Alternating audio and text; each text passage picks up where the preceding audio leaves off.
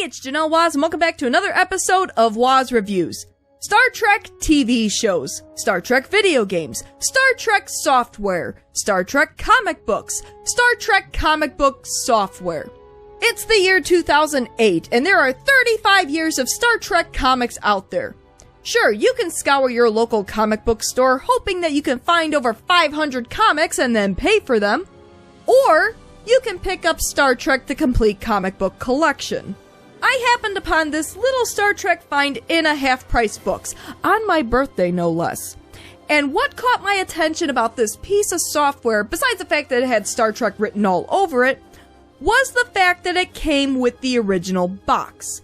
If you walk into a store that sells old software, chances are you're going to find a bunch of jewel cases rather than the box it came in, since the jewel cases are much more durable. But finding software in the original box? Oh heck yes, I'm definitely picking that up for $14.99. Oh, but that sticker is just so unsightly. I didn't buy Star, the Complete Comic Book Collection. I bought Star Trek, the Complete Comic Book Collection. Let's take that sticker off, shall we?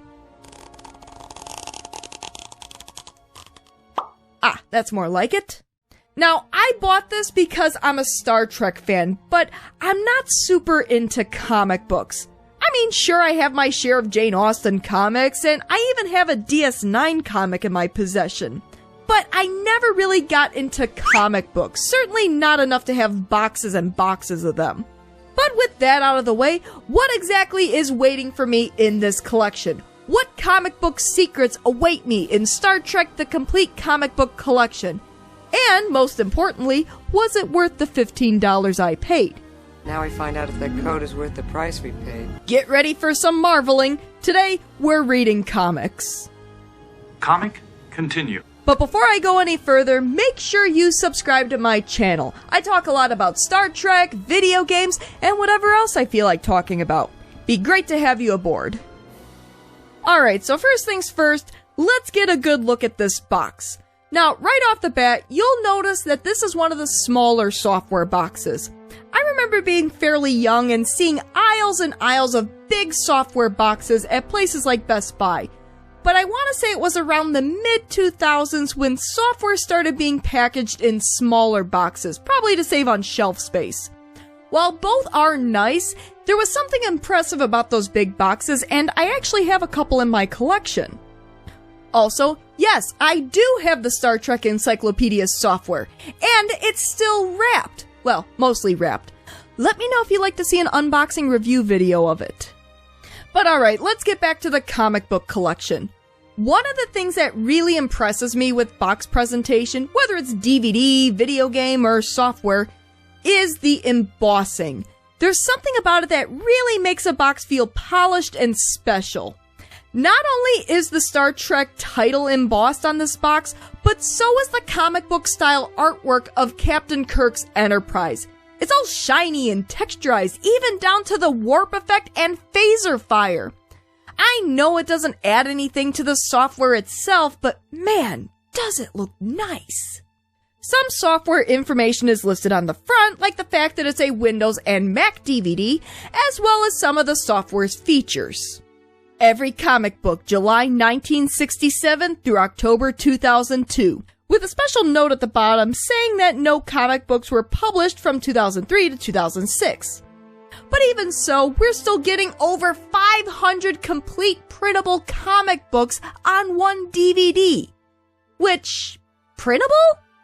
I don't know, it sounds like this is just encouraging a massive comic book counterfeiting operation. Give him the counterfeit ones.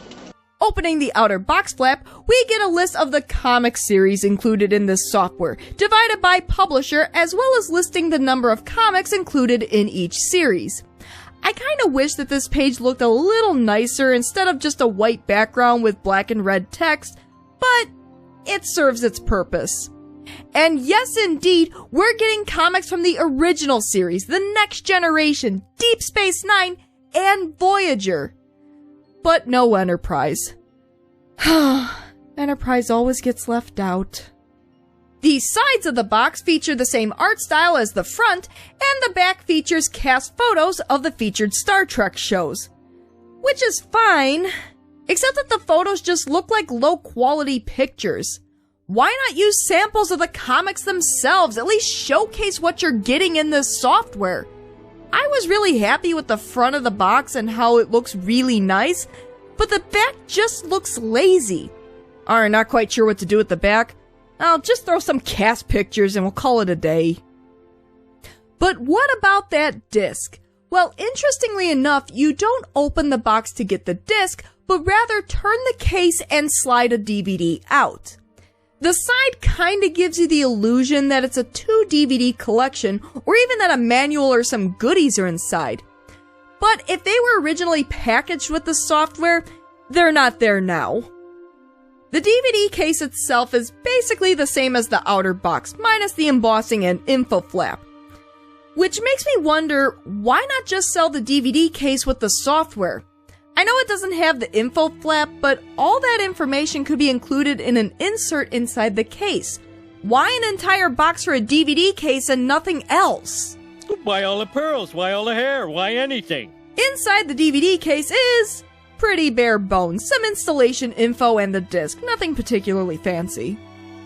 Alright, I've dwelt on the box for long enough. What's on that disc? Well, I fired up my Windows XP machine as recommended by the back of the box. After all, a lot of older software doesn't react well with newer computers, and I want to see some of those early 2000s graphics the way it was meant to be seen. What? This isn't even an actual program? It's just menus that run off Adobe Reader? You mean to tell me I spent $15 on a bunch of PDFs? What the hell? I want to know what the hell is going on. So, obviously, this wasn't what I was expecting at all. I mean, this came out in 2008, not 1998. I expected a full-screen program, maybe in the style of LCARS, where I can press buttons and see Star Trek comics show up before me. Maybe even some sound effects as I click on the buttons, though maybe a mute option for when it gets annoying. I did not expect Adobe Reader. What am I doing, my taxes? Give me a nice interface, dang it! I'm starting to think that all the effort went into designing the front of the box and not the actual program. Or lack thereof. All that being said, there is some good to come out of this. I did go through part of this program with Windows XP, but then the thought occurred to me. There's no reason why I can't open this up on my Windows 11 laptop, right? I just need Adobe Reader. And it does indeed open and function as it should on Windows 11. For something from 2008 to work 15 years later without any modding or changing settings is pretty sweet. As long as you have a working version of Adobe Reader or Acrobat, you too can carry around 500 comics in a 15-year-old disc. Of course, even though Adobe Reader is a perfectly fine program for reading documents or filling out your taxes, it's kind of annoying here. For one thing, I kept closing out the entire program and reopening it rather than closing out just a single tab. I mean, if you saw this on your taskbar, what would you do?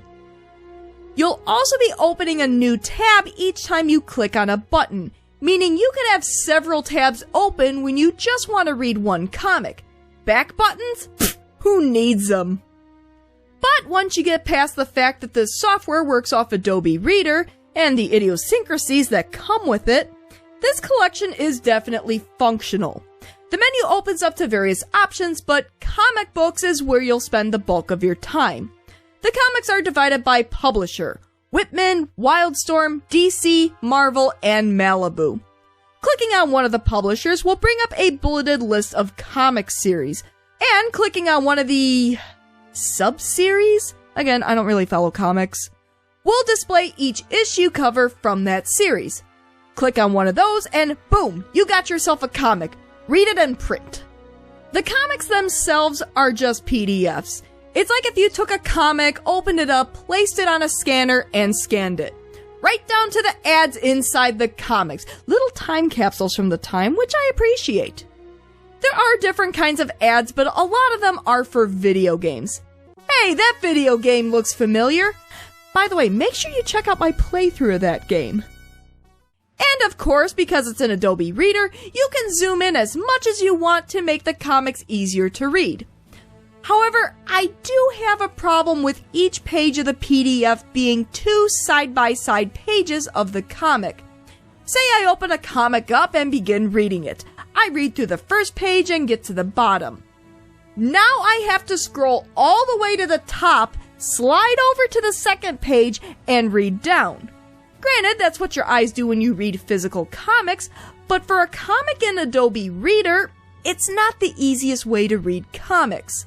Especially if you scroll too far down and go to the next page.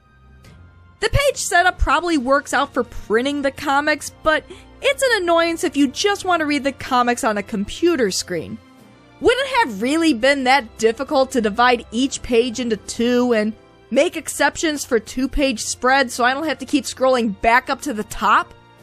Or at the very least, give us the single-page option to read comics?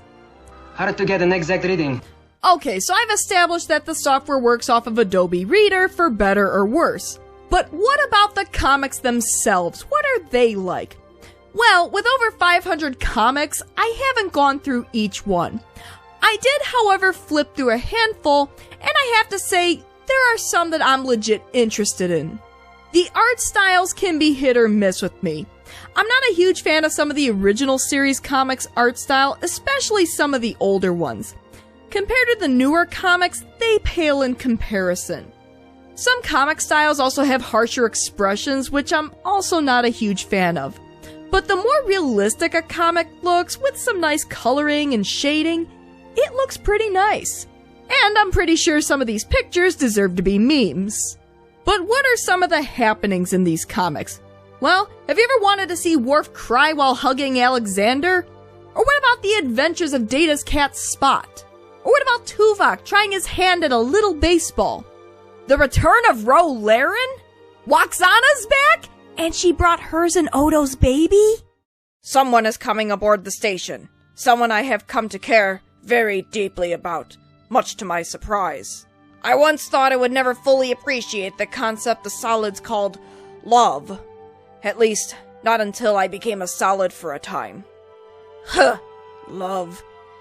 If only I'd taken the time to learn to appreciate it when I still was a solid. We might have been able to build a future together. Is it even still possible? Now that I am once again a changeling? Can any love now have any more effect on me than the contents of this glass? Oh no! How perfectly wonderful to see you again! I told Var all about you. He's so eager to meet you. Oh, my, you never received the invitation? Invitation? To the wedding, of course! Var and I are getting married! Just as soon as I get divorced, that is. And of course, what would a Star Trek comic be without Tribbles? Nobody knows the Tribbles I've seen. Comic adaptations of the Star Trek movies? Yep, this collection's got 'em. Heck, this collection even has comic adaptations of episodes like the Next Gen finale, All Good Things. Ooh, a Next Gen DS9 crossover.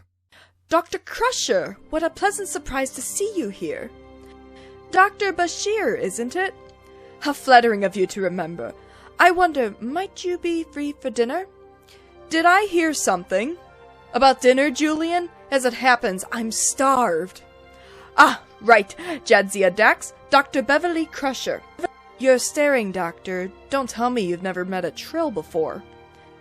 I actually did meet a Trill. Once. But that was a long time ago. Beverly, we don't talk about Odon. And we especially don't talk about Riker with the Odon symbiont. If you're going to leave, you better go right now. I'm not leaving. Hold on, does this mean that the DS9 crew already met Worf before he joined the cast in Season 4? I'm sorry, but is Julian hitting on Beverly? Ooh, does this mean that Picard and Sisko tackle some of their issues with each other? I want you to know that I don't resent you for the position Starfleet has put you in, and I'll cooperate fully with whatever means you deem necessary. After all, the important thing is to find out what happened to those people on the runabout. Cisco out. Thank you, Commander. You've made my job a great deal easier. I appreciate the fact that we can work together now, and that the past is behind us. Or at least, it appears to be. You see, that's something I wish DS9 did something with after the pilot episode. And a little more Kira Burial content? Oh, heck yes. As a fan of both DS9 and Next Gen, this is definitely something I want to check out. Now, there's a lot of things in these comics that work for me, and there's some things that just don't. This is more of a double-edged sword, but because comics aren't constrained by TV budgets, the writers and artists can basically do whatever they want, including designing aliens. The problem is that some of them just look cheesy or weird or just didn't age well. Weird fishmen? I mean, sure, we had the Mick Fleetwood fish aliens in Next Gen, but for some reason, I'm more willing to accept that a costume rather than whatever this is. This could just be me being a little picky, but it's almost like the constraints of doing live action, whether keeping costumes simpler or limiting special effects, keep things from looking too weird later on. Although, check out that Odo Animorphs panel right there. And that's the Star Trek The Complete Comic Book Collection software. Now the question is, was it worth $15? Well, when you consider that Kindle charges at least $2 for a comic, then sure. I got over 500 comics, granted maybe some are a couple pages long and others 30 or more pages, for about 3 cents each. That's not too shabby. And if you love comics and are a fan of Star Trek, you'll probably get a kick out of reading more comics than you know what to do with. Finally, you can read an entire series without having to search high and low for that one comic that you just can't find at the stores. However, if you're me and looking for a good software experience, then this ain't it. I was expecting an interesting program that would make reading comics an easy experience, not Adobe Reader. I'm still kind of smarting that I paid $15 and all I got were a bunch of PDFs, but at the same time, I'm kind of glad I have this. I know I love having physical media, but this collection saves me the trouble of tracking down an entire comic series and forking out at least $2 per issue. And there are some interesting stories in these comics, so at the very least, I'm pleased to have access to those stories. And to the parents out there wondering about content, I would say these comics are about PG-13. Maybe some are like a harder PG-13, but I would say about PG to PG-13. I'd say specifically, there's some violence, some suggestive themes, and probably more skin that I like to see in Star Trek, though the important areas are covered up.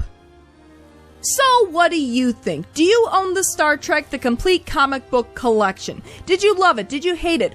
Or do you prefer physical comics? Are there any Star Trek comics that I should check out and cover on this channel? And what are some of your favorite Star Trek comics? Please, leave comments below and discuss. As always, thanks for tuning in to another episode of Woz Reviews. If you like what you see, why not give my video a like and subscribe to my channel? Tell your friends! Until next time... Discontinue comic.